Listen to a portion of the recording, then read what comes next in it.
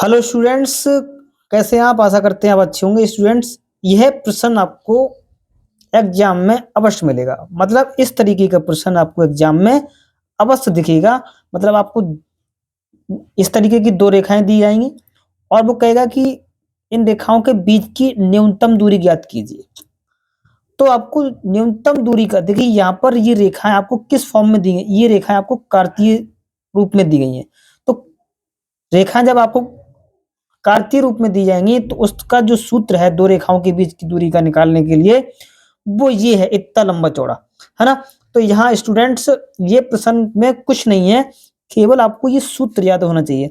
और ये सूत्र में दो रेखाओं के बीच की दूरी का जो सूत्र है वो डी बराबर, और ये सारिक में ये ऊपर का पोर्शन दिया जाएगा, मतलब ये अंश वाला, और हर में इस तरीके का है, यानी b1c2 माइनस b2c1 का whole square plus ac1 a2 minus C2 A1 का whole square plus A1 B2 minus A2 B1 का होल स्क्वायर।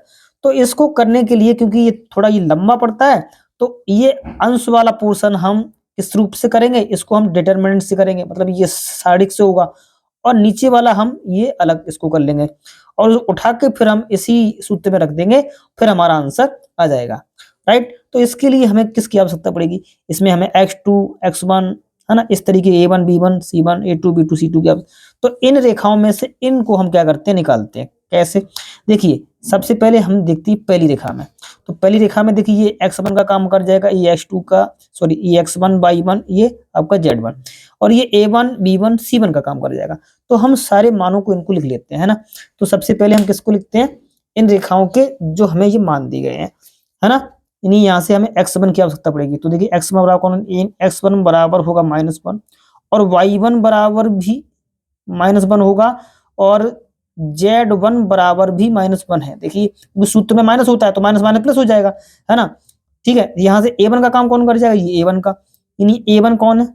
a1 का काम है 7। ऐसे b1 का काम कौन है? करेगा -6, और c1 का काम कौन करेगा? c1 का करेगा 1। राइट। इस तरीके के हमने ये मान लिखे। ठीक है, इसी तरीके से हमने किसके, ये H2 Y2 Z2, इन X2 का काम कौन करेगा? X2 का काम करेगा यहाँ हमारा H2 का काम करेगा 3। ठीक है, Y2 का काम करेगा 5, Z2 का ये करेगा 7। राइट। तो इस तरीके से हमने सारी ये मान लिख लिए। और यहाँ से A2 B2 का, नहीं, A2 का काम कौन करेगा? A2 का हमारा कर जाएगा 1। ठीक है, और B2 का काम करेगा -2। ठीक है, और C2 का कौन करेगा? C2 का करेगा 1। इस तरीके के ये कहीं ना कहीं आप जो है, इनके मान हमने अलग अलग लिख लिए। अब इनको हमें क्या करना है? हल करना है। अब देखिए, सूत्र में जो आपका डिटरमिनेंट रूप है ऊपर वाला, इसको हमें अलग लिखना पड़ेगा, है ना। इसको हम अलग लिखेंगे। कैसे? देखिए, यहाँ पर x2 माइनस x1 है, तो x2 इसमें कितना है? 3, x1 कितना है? 1।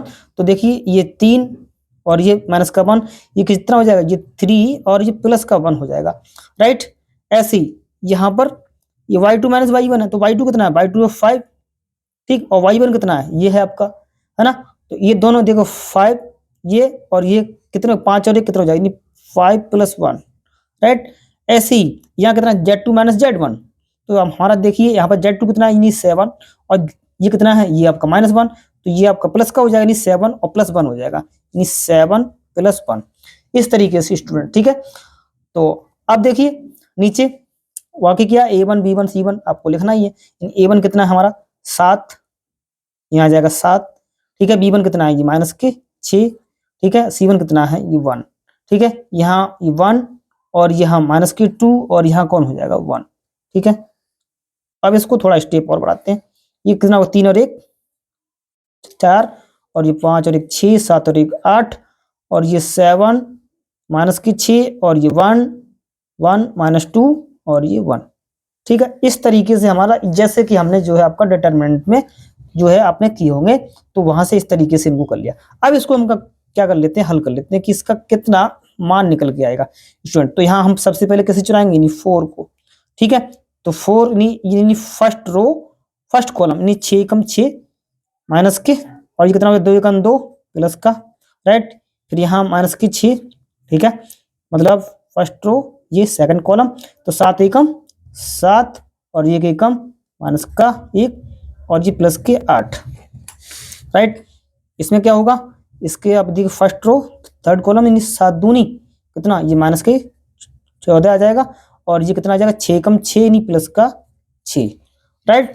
तो इस तरीके से हमने किया, ठीक है। अब इसको हम हल कर लेते हैं। देखिए 6 में से 2 गया कितना, माइनस के 4 यानी 4 माइनस के 4 हुआ और ये कितना बचेगा, 7 में से 1 गया तो बचेगा आपका 6 और यानी माइनस के 6 और गुणा 6, राइट। और यहाँ देखिए 14 में 6 गया तो 8 यानी बचेगा आपका ये प्लस के 8 और ये गुणा माइनस के 8, राइट। इसको हम हल कर लेते हैं। ये 4 चौक 16 माइनस के और ये 6 चंग माइनस के 36 और ये 8 कितना हो गया, माइनस के 64 यानी 64 हुआ, ठीक है।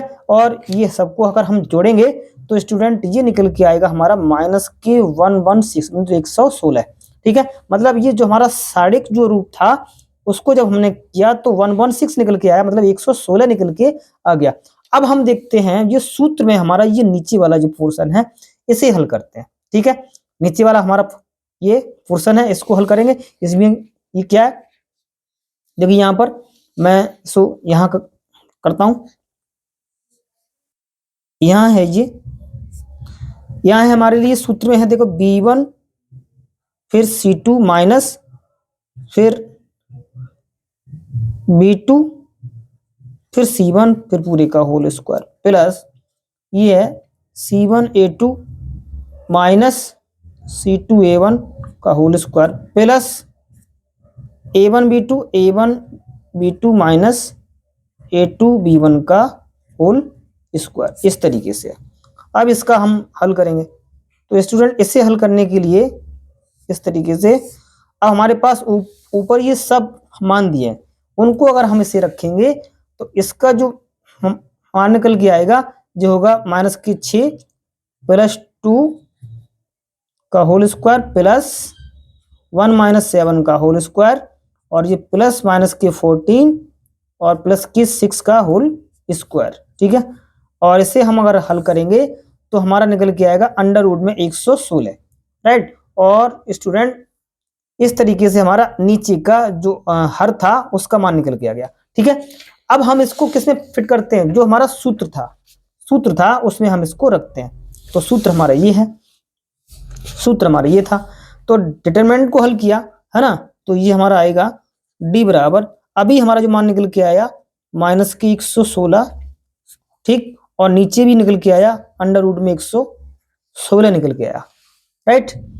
अब स्टूडेंट हम जानते हैं कि इस पर हम लगाएंगे क्या, मॉडुलस। मॉडुलस क्यों लगाएं, क्योंकि यहाँ ये ऋणात्मक का चिन्ह आ रहा है और हम जानते हैं कि दूरी कभी ऋणात्मक नहीं होती है ना, तो ये कैसे हो जाएगी पॉजिटिव, मतलब 116 अपॉन में 116, ठीक है। नीचे से अंडर रूट हटाएंगे तो ऊपर हमारा अंडर रूट चढ़ेगा 116 हो जाएगा, ठीक है।